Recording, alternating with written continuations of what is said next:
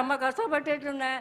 ஆஸ்பத்திரிக்கெல்லாம் போனால் ஸ்கேன் பண்ணணும், எக்ஸ்ரே எடுத்து பார்த்து ரொம்ப மாத்திரைகள் எல்லாம் சாப்பிட்டு ரொம்ப கஷ்டப்பட்டு சபையிலேன்னு சொல்லி எல்லாரிடமும் சொல்லி ஜெபம் பண்ணாங்க. பாஸ்டர் மாட்டேன்னு சொல்லி ஜெபம் பண்ணாங்க. கடைசியில் நான்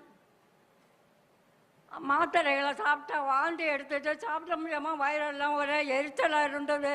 அப்போ நான் ஆண்டவர்கிட்ட சொன்னேன், ஆண்டவரே இனிமேல் நான் ஆஸ்பத்திரியும் போக மாட்டேன், டாக்டர்கள்ட்டையும் போக மாட்டேன், நீங்களாம் எனக்கு பரிகாரி என்று சொல்லி அந்த மாத்திரைகள் எல்லாம் ஒரு டப்பாவில் போட்டு மூடி வச்சுட்டு நான் ஜெபம் நடக்கிறதுக்கு முடியாமல் 2 வாக்கர் வச்சு நடந்து பாத்ரூம் இதுலேருந்து இது பாத்ரூம் போகிறதுக்கு வாக்கர் வச்சு தான் நடந்து போயிட்டு இருந்தேன்.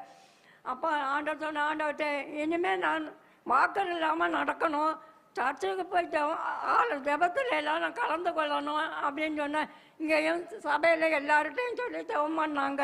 வீட்டில் நடக்கிற ஜெபங்கள்லையும் ஜெபம் பண்ணாங்க. கர்த்தர் எல்லாருடையும் ஜெபத்தையும் கேட்டு எனக்கு வாக்கர் இல்லாமல் நடக்கவும் என்னுடைய வேலைகளை எனக்கு கர்த்தர் பலன் கொடுத்தார். கர்த்தருடைய பரிசுத்த நாமத்தை ஸ்தோத்திரம். ஹல்லேலூயா.